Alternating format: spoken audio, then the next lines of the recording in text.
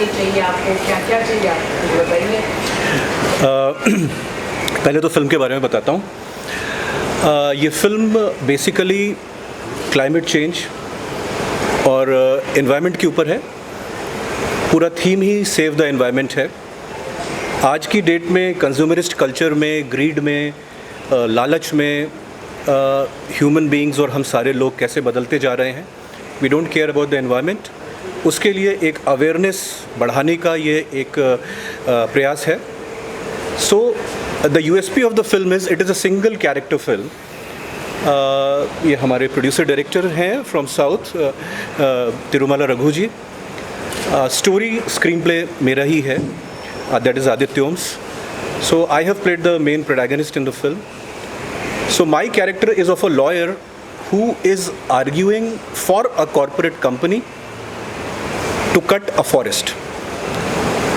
तो फिर इस लॉयर को कुछ एक्टिविस्ट, कुछ ग्रीन वॉरियर्स, कुछ एनजीओ जैसे लोग कैप्चर कर लेते हैं और फिर उसके साथ क्या क्या करते हैं, that is the whole story. और फिर एंड में क्या होता है वो तो फिल्म देखने पे ही पता चलेगा।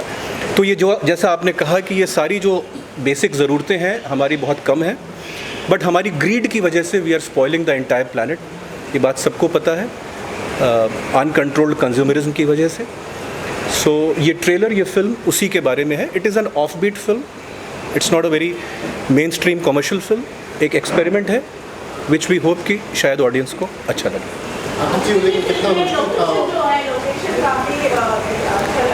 जी,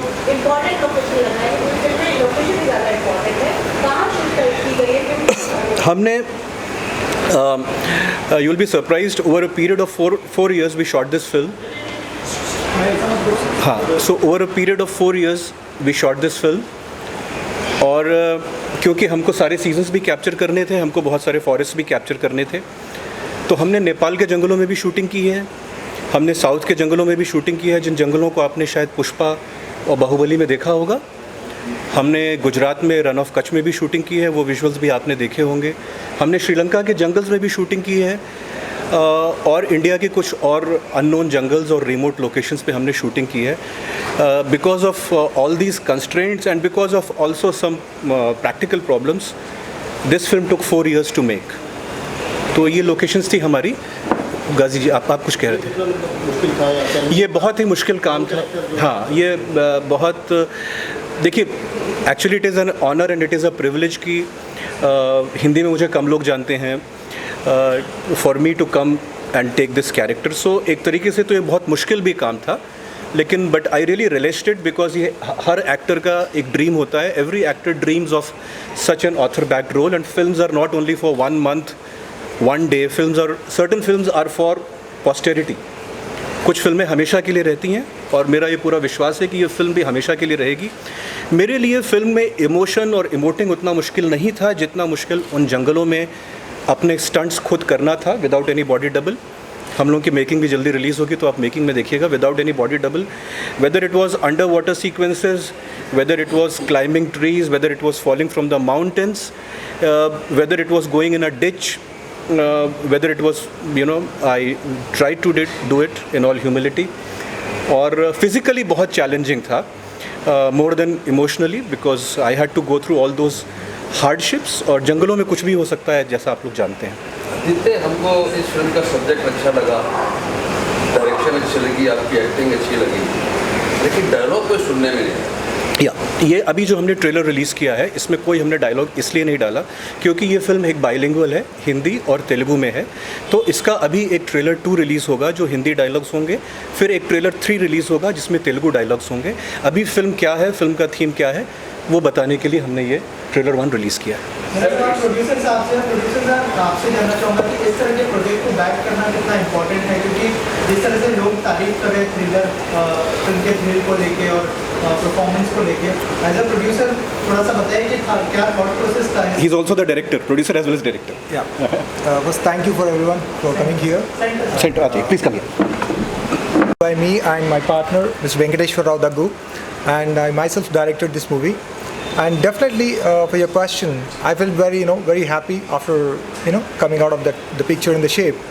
Before that, without Mr. Aditya Om, this movie has no meaning. Technically, maybe I did a lot of work, but still, Without him, there is no meaning for that movie. And it's completely about that, climate, nature, nature के related है, okay? So who is completely against to the nature, who realizes that the nature is a part of a person. Without that, we are not. There is no existence for us. So that is a concept. Really, we felt good for making, after making up that movie. Before whatever we are confident, and the same we felt good after coming out of the, the output. And as a director, how was your experience working with him? It's wonderful. I can't, tell. I mean, actually, I don't have an experience to tell about his,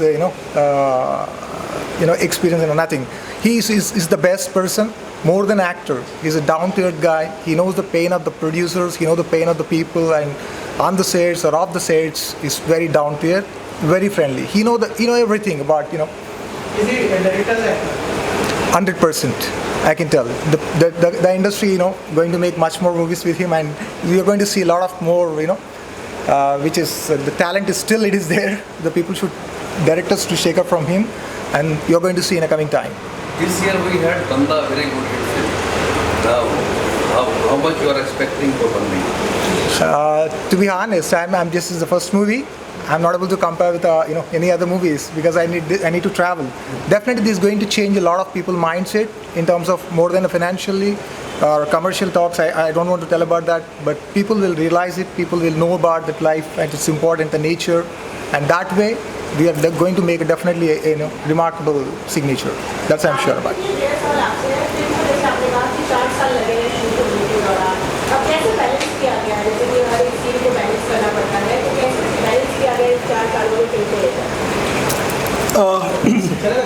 हाँ, तो थोड़ा look का problem होता था, but क्योंकि makeup department वगैरह इसीलिए होते हैं.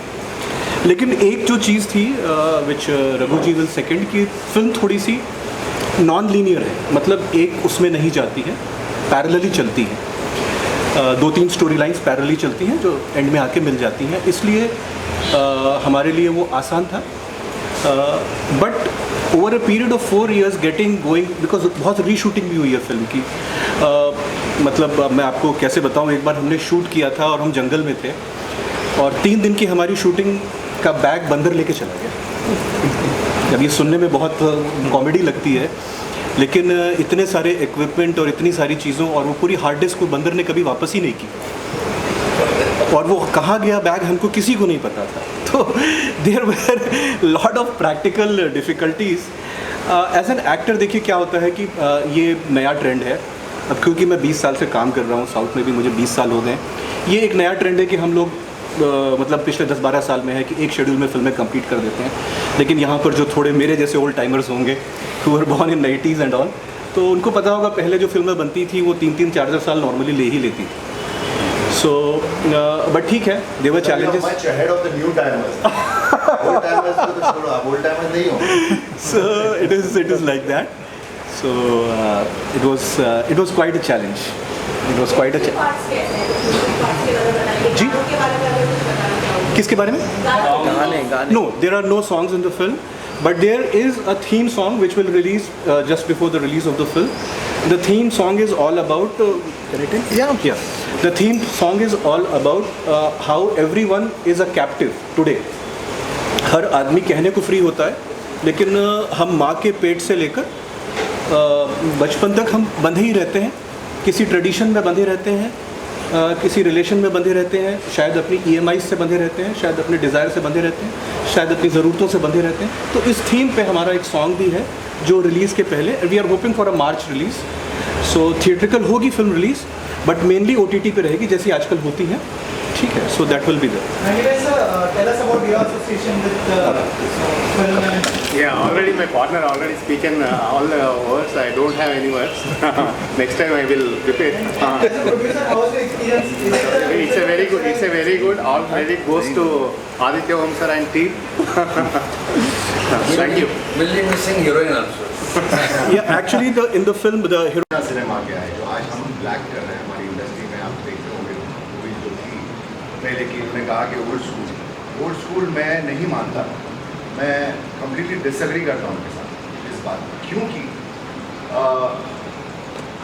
एज नहीं होती है सिनेमा मेरे ख्याल से. Maybe I am right, तो एज एंड ये जैसे कि मैंने कहा कि सेकेंड मेरी ये फिल्म है इनके साथ, ये जो मैंने इसके सिर्फ वॉइस नहीं है, एक और एक फिल्म है जो बताएंगे।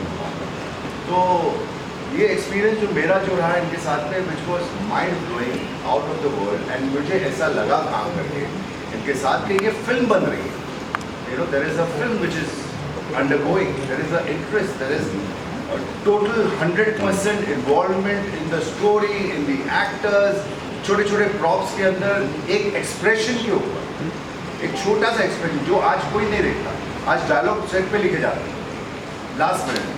तो ये इसको मैं, if you ask me frankly, I don't call it filmmaking. So we are lacking these kind of legendary people, I would say, and I'm proud to be associated with him and sitting next to him and giving this talk. Music आप लोगों ने बहुत appreciate किया। Is a new guy, वीरल please Come in the middle, sir. Is a new guy, is a new talent, kindly encourage. आप आइए, इधर जी आइए। बैकग्राउंड स्कोर भी दिया है, बस बहुत अच्छा है इसका बैकग्राउंड स्कोर। क्या कहना चाहोगे आप?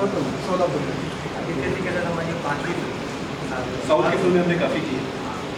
और हर बात कुछ अलग ही लेके आते हैं, तो इसमें भी अच्छा है। थीम सॉन्ग के बारे में भी बोला है उन्होंने। वो भी अभी पता चला, इनके साथ कभी भी कुछ जज नहीं कर सकते कि भैया क्या लेके आने वाले, क्या होगा। उसको बैकग्राउंड रखोगे या सामने स्क्रीन पे? प्रमोशनल सॉन्ग है। सर बीजीएम के बारे में कुछ बताइए, कैसा एक्सपीरियंस रहा, क्योंकि जिस तरह का थ्रिल है बीजीएम बहुत इंपॉर्टेंट हो जाता है टू अट्रैक्ट द ऑडियंस। क्या कहना चाहेंगे थोड़ा सा अगर बीजीएम के बारे में बताएं कि क्या थॉट प्रोसेस था और क्या ब्रीफ था? प्रोसेस पे तो भैया ने बोला था कि थीम बनाएंगे, उसके हिसाब से थीम बहुत इम्पोर्टेंट है।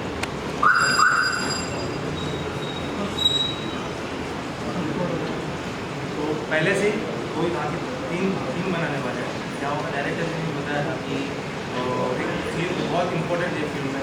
हर एक कैरेक्टर, उनका कैरेक्टर है वो स्पाइस है, मतलब रोमांस भी है और उसके बाद जो फील होता है वो भी है, वो समझ के पूरा। प्रकाश जी, ऐसी फिल्मों का एडिटिंग करना भी बहुत चैलेंजिंग होता है, क्या कहना चाहोगे आप? फिल्म की अच्छी बातें बताइए। सेंटेंस में आगे बोलो, अच्छी बात। फिल्म का एडिटिंग करना कोई चैलेंजिंग होता है, पर इस फिल्म के साथ कुछ ज़्यादा नहीं, क्योंकि आपके पास फुटेज बहुत सारे और सारे फुटेज को सर्च कर, और क्योंकि टाइम ड्यूरेशन भी बहुत है, 4 साल हो गया, तो आपको हर जगह के अच्छे पोर्शन और सब सर के साथ सबसे अच्छी बात ये थी कि इनके लिए कोई भी एनजी टेक नहीं, सारे ओके टेक से उसमें से आपको निकालना।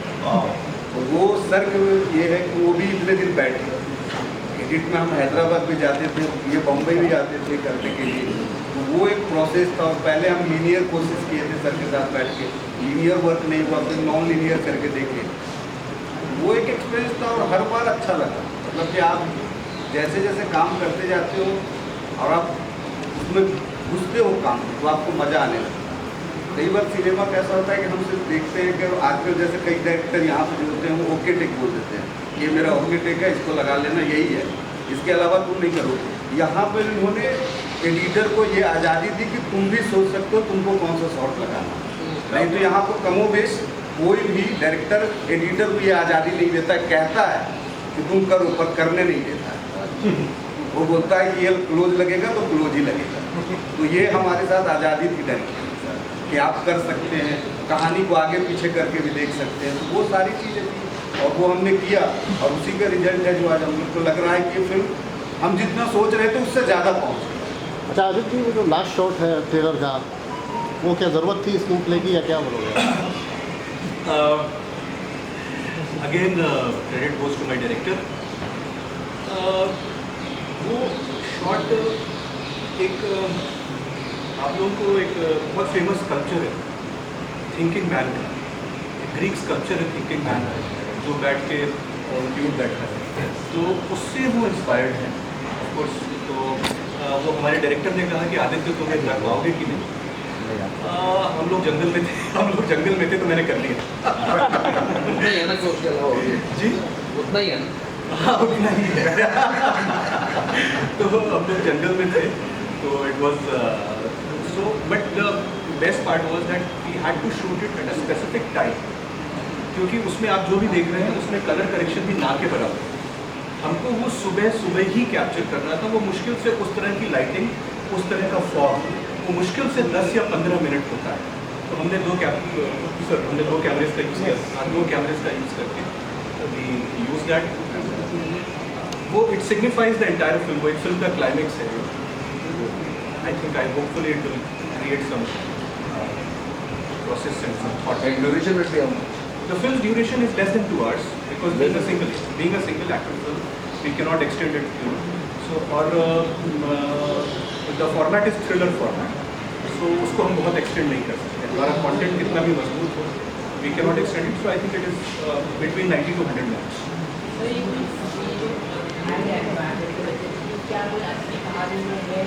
कोई बड़े कॉर्पोरेट हाउस के ऊपर आप लोगों ने नहीं, ऐसा कुछ नहीं किया है किसी बड़े कॉर्पोरेट हाउस में। हम लोग वैसे ही we are small film makers, हमारे सामने बड़ी वो प्रॉब्लम्स होती है तो हम जो है फिर वी स्मॉल फिल्म मेकर्स के नॉट टेक एनी पंगास। बट ये क्या है कि दिस इज एक जैसे अगर आप नेटफ्लिक्स में भी जाओ तो there is a separate section for climate change films. आज पूरी दुनिया में अवेयरनेस है। लियोनार्डो डी कैप्रियो का मेन काम क्लाइमेट चेंज पे, उन्होंने रेवेनेंट भी जो बनाई थी। एंड सो ये इंडिया में भी इस तरह की फिल्में बनी है। कड़वी हवा भी शायद हिंदी में जो संजय मिश्रा जी की आई थी वो भी थोड़ा सा क्लाइमेट के बैकग्राउंड पे ही थी। तो ये as a conscious film maker and a small film maker we want to do stuff as Raghu ji said, we want to do stuff which will be staying in public's mind for long and which can be financially viable also, you know, जिसमें risk कम हो लेकिन it can be there for long. Thank you so much. Body language shows की film अच्छी बनी। नहीं, अच्छा किया।